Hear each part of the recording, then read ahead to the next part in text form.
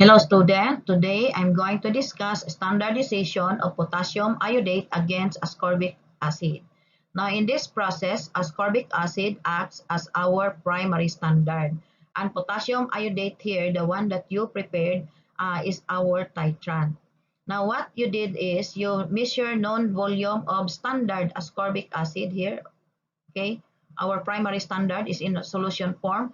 You measure known volume of this ascorbic acid, then you add potassium iodide, hydrochloric acid, and start solution. Hydrochloric acid is added because we want to make our solution slightly acidic. Start solution here acts as our indicator. Now what happens during the titration? Now, our reactant here is potassium iodate and vitamin C. But our vitamin C here contains potassium iodide and hydrochloric acid.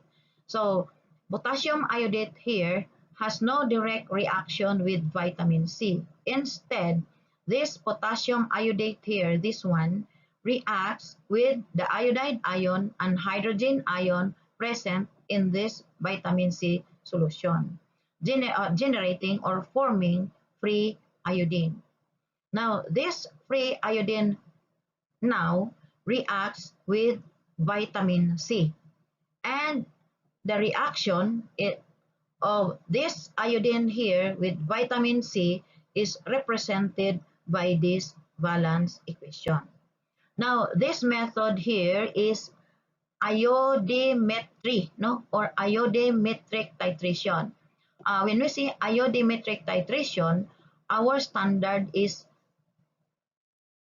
iodine solution, standard iodine solution. But since iodine is difficult to prepare, we prepare iodine from the reaction of potassium iodate and iodide in the presence of acid.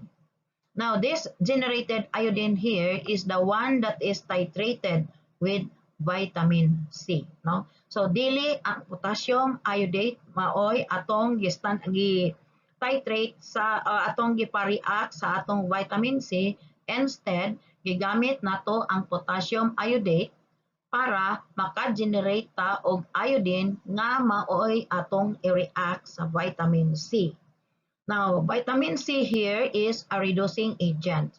So, it reduces iodine into iodide ion. Okay?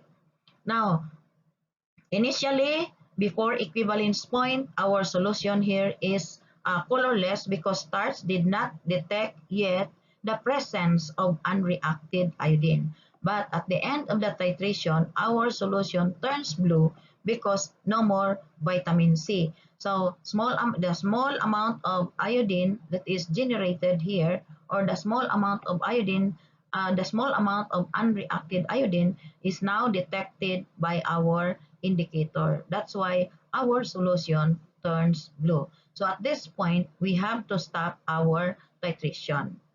Okay? Now, after titration, we have to calculate the molar concentration of our potassium iodate. Now, how do we calculate? Now, to calculate the molar concentration, we have to use this equation. No? First, we have to enter in the numerator the molar concentration and volume of our primary standard, the vitamin C, over the volume of potassium iodate consumed during the titration. Now remember, M here is the molar concentration and has the unit of millimole per ml. Now if we express this in millimole per ml, we have to express our volume also in ml. And also this one, okay? So if we multiply millimole per ml by ml, this result to millimole. Okay? So after simplifying here, we have millimole vitamin C per ml of potassium iodate. Our goal here is to end up our calculation into millimole potassium iodate over ml potassium iodate. To do so, we have to cancel, or we have to change this, no?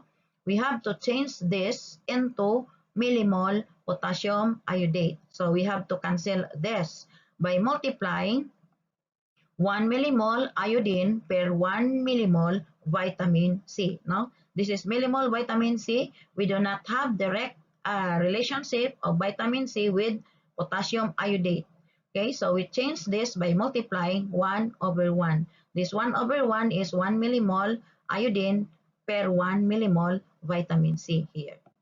Now, this one cancel. So what is left is millimole iodine. We have to cancel millimole iodine by multiplying 2 over 6 or pwede po 1 over 3. So 2 over 6 if we are going to use this equation or 1 over 3 if we are going to use this equation. So this is 2 millimole of potassium iodate per 6 millimoles of iodine.